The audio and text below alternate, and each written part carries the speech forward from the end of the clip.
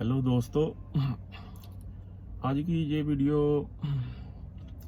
मैं जो हमारे दो एक्टर हैं, बहुत अच्छे एक्टर हैं, मुकेश खन्ना साहब और पुनीत इस्सर। मैं ऐसे ही स्क्रॉल कर रहा था आईपैड पे, तो उनकी एक वीडियो आ गई। वो बोल रहे थे कि मुसलमानों के खिलाफ कोई नहीं बोल सकता इंडिया में, और सिखों के खिलाफ कोई नहीं बोल सकता। तो बोले तो लोग आंदोलन कर देते हैं, रिबेलियन होता है, जो भी होता है। हिंदुओं के खिलाफ कोई भी बोलता है। हाँ, बिल्कुल सही बात है। किसी को ऐसे ही बिना लॉजिक के किसी के खिलाफ कोई बात करनी नहीं चाहिए। लॉजिक तो होना चाहिए। पर खन्ना साहब और पुनीत इस्सर साहब और जो भी आप जैसे सिमिलर व्यू के लोग हैं, जिनको ये आपत्ति है, जो प्रॉब्लम है, मेरी हाथ जोड़कर उनसे रिक्वेस्ट है सभी से कि आपको अपना पॉइंट ऑफ व्यू क्लियर करना पड़ेगा पहले, क्योंकि बहुत कंफ्यूजन है एक्चुअल में। और हमको जो खास करके हमारी आने वाली जनरेशन है, हमने तो जैसे कैसे निकाल लिया वक्त, उनको किसी डिलेमा में या कंफ्यूजन में नहीं रखना चाहिए।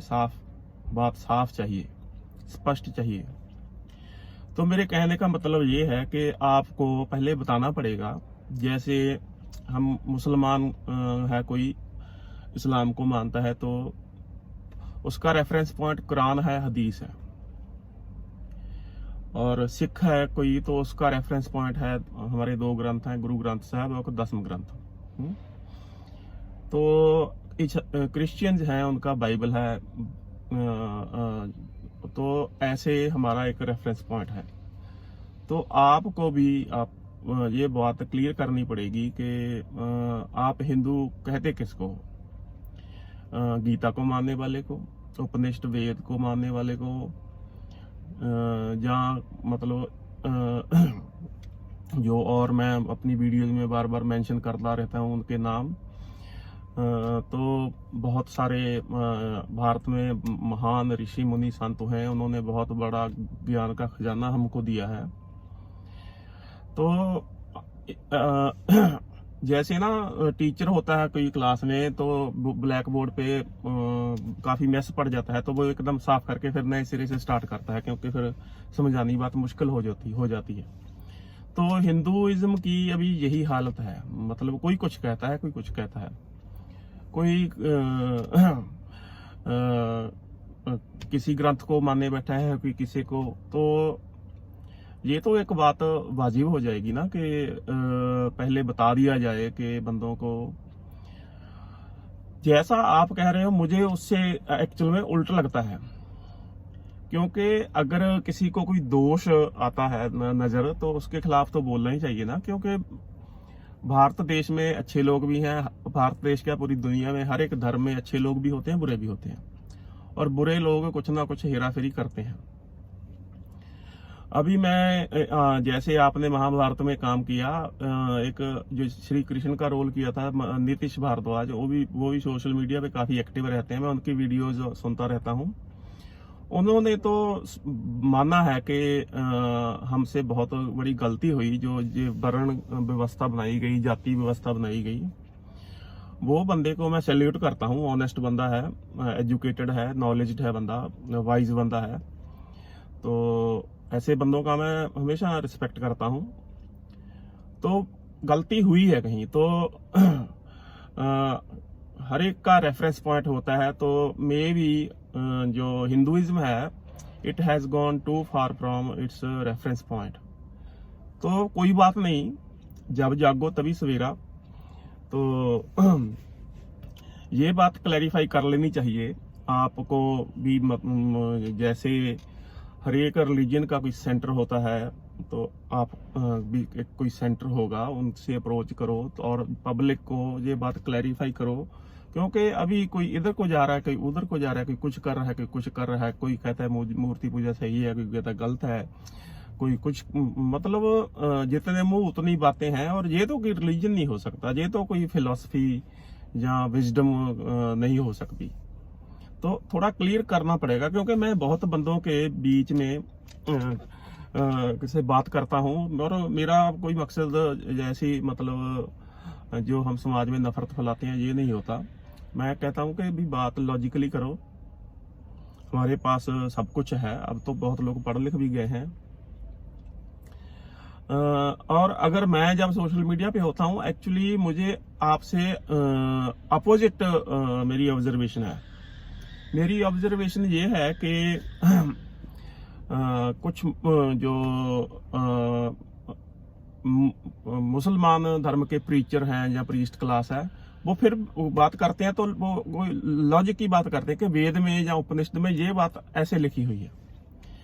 लेकिन सिखों का तो मैं पता नहीं, ये तो अपना ड्यूटी भूल गए हैं। मैं चलो क्योंकि मैं भी सिख परिवार से हूँ, तो अभी चाहिए, बहुत शर्म की बात है बेसिकली कि सिख अपना रेफरेंस पॉइंट टोटली लूज कर चुके हैं, इनको पता नहीं।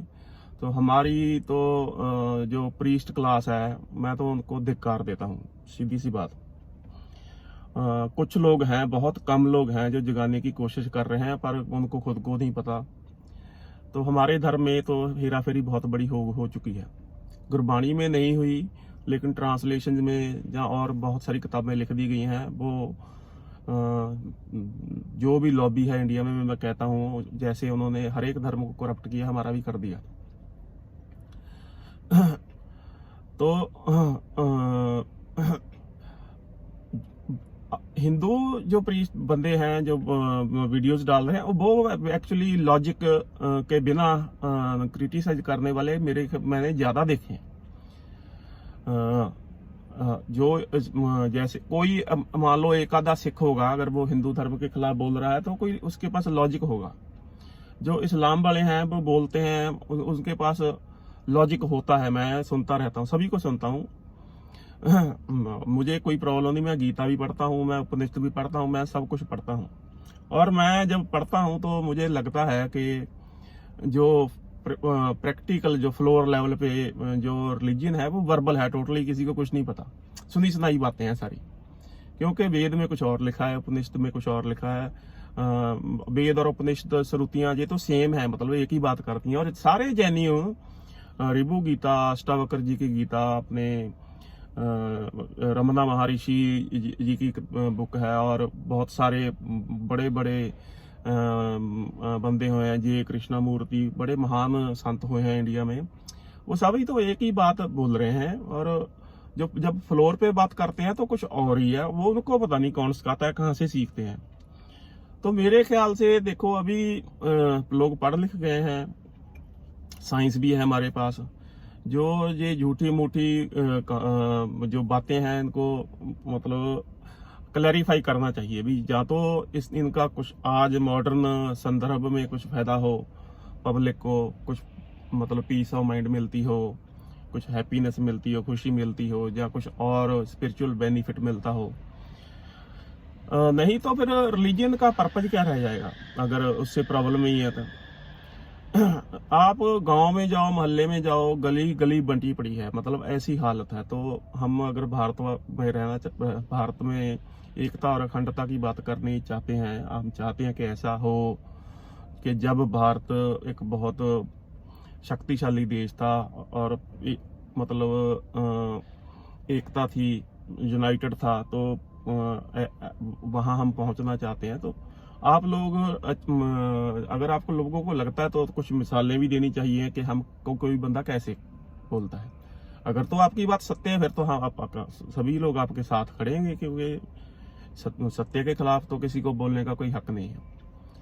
पर आप लोग पब्लिक को अवेयर तो कीजिए, बताइए तो सही कि असल में ये हमारा रेफरेंस पॉइंट है। हम ये उपनिषद है, कोई भी एक ले लो, वो सभी ठीक है, जेन्युइन वर्जन मिले। क्योंकि मैंने ये भी नोट किया है, गीता 100 से ज्यादा वर्जन मिलते हैं और मैच नहीं करते।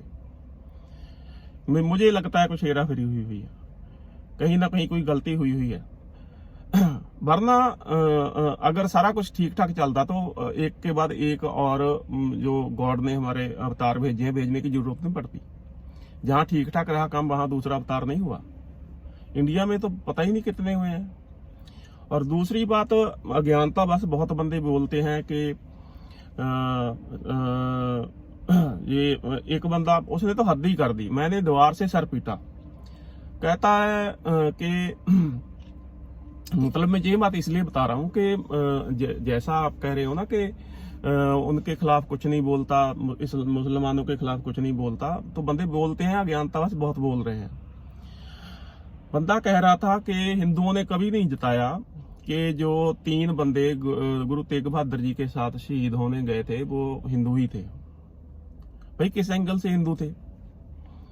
3 बंदे जो शहीद हुए हैं, और ये बात मेरे मैं फ्रेंड सर्कल में मैंने आम सुनी है कि कहते हैं सिख कहाँ से आए हैं, हिंदुओं से ही आए हैं। भाई ऐसे तो जो महात्मा बुद्ध कितने बड़े अवतार हुए हैं, इतना बड़ा इंडिया का नक्शा था, तब 80% उन्होंने उनको फॉलो करने लगे थे, तो वो कहाँ से, आसमान से गिरे थे? बौद्धि आसमान से तो नहीं गिरे थे ना।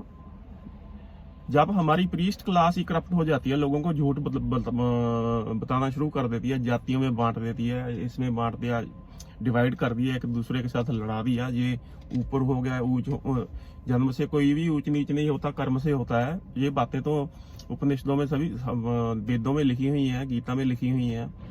तो जब उनकी जो ये करप्शन करते हैं, अडल्ट्रेशन करते हैं, मिलावट करते हैं, तो और आम पब्लिक जब सफर होती है, कितना अत्याचार हुआ है इंडिया में।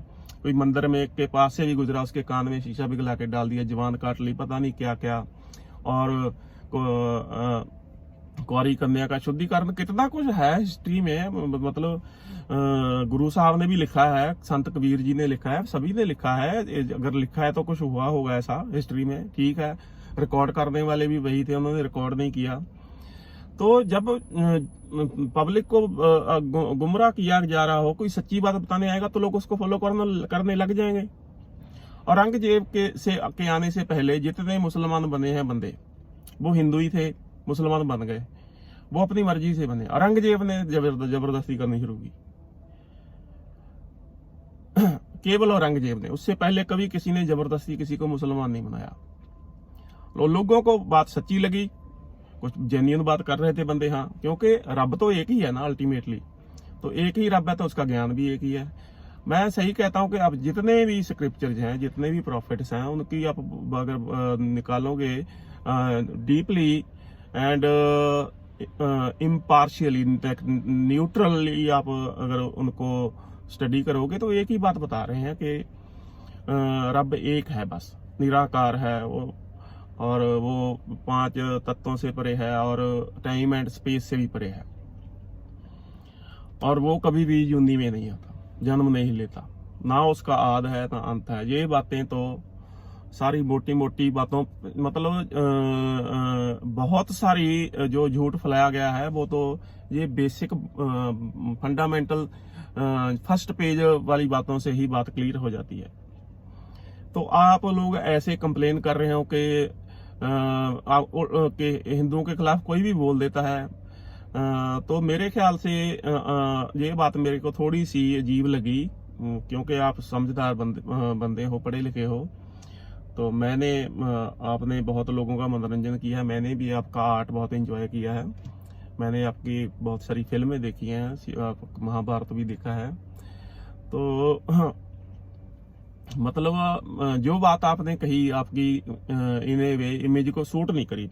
मतलब मैं इसलिए मैंने ये वीडियो डाली है आपके लिए, जहाँ बहुत सारे लोग पीपल हैव सेम ओपिनियन, उनके लिए मैं डाल रहा हूँ। मैं रिक्वेस्ट कर रहा हूँ, मैं कोई कटाक्ष नहीं कर रहा कि कुछ नहीं कर रहा, कि बताइए आप।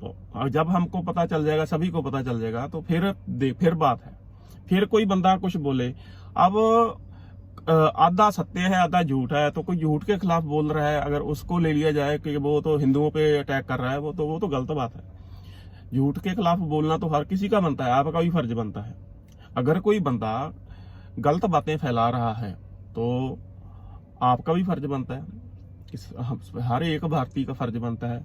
मोहल्ले में चोर है तो भी बताना पड़ेगा सभी को। जहाँ कोई है तो चोर पुलिस की वर्दी पहन के घूम रहा है, तो पखंड कर रहा है, तो बताना पड़ हर एक का फर्ज बनता है। अगर जिस धर्म में मिलावट होती है तो उसके खिलाफ जो नेक्स्ट प्रॉफिट आएगा तो वो उस मिलावट के खिलाफ बोलता है, सत्य के खिलाफ तो बोलता ही नहीं।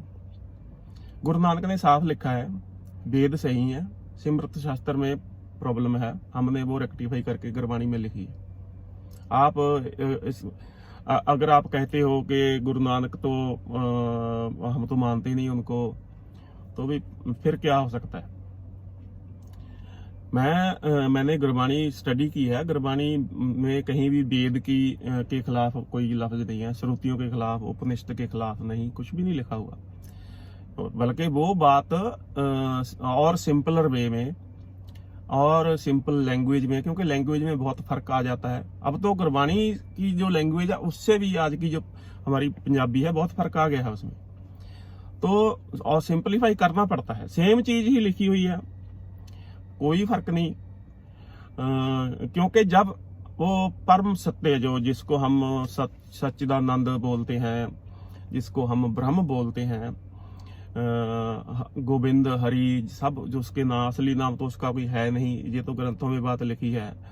तो जब वो एक है तो उसका जो उसको पहुंचते हैं, जो बंदे इनलाइटन होते हैं, मोक्ष को प्राप्त होते हैं, समाधि को प्राप्त होते हैं, या जिनको ब्रह्म का ज्ञान होता है, वो सारे संत फिर एक ही अवस्था में पहुंचते होंगे। और वहीं से जो बात कर रहे हैं वो सारी बात भी एक ही करते हैं। तो जो वेद लिखे थे वो भी इनलाइटेंड मास्टर्स ने लिखे थे, गीता भी इनलाइटेंड मास्टर ने लिखी है, और अष्टावक्र जी भी इनलाइटेंड मास्टर थे, उन्होंने भी रिभु गीता जो है वो भी इनलाइटेंड मास्टर की है। वो शिवा के वो जो आगे वहाँ चला था, जो जितने मास्टर हुए, तो ब्रह्मा ने ज्ञान दिया है तो शिवा ने भी ज्ञान दिया है, वो एक ही है।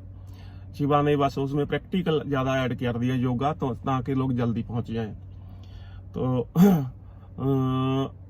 मेरे कहने का मतलब ये है कि जब वो एक ही सत्य को पहुंचते हैं, मतलब भाषा का बहुत प्रॉब्लम हो जाती है ऐसी बातें करने में, क्योंकि अलग अलग रिलीजन्स में अलग अलग बात लिखी हुई है, मतलब पर वो सत्य तो एक ही है, जहाँ वो जो जिसकी प्राप्ति होती है, जिसका दीदार होता है,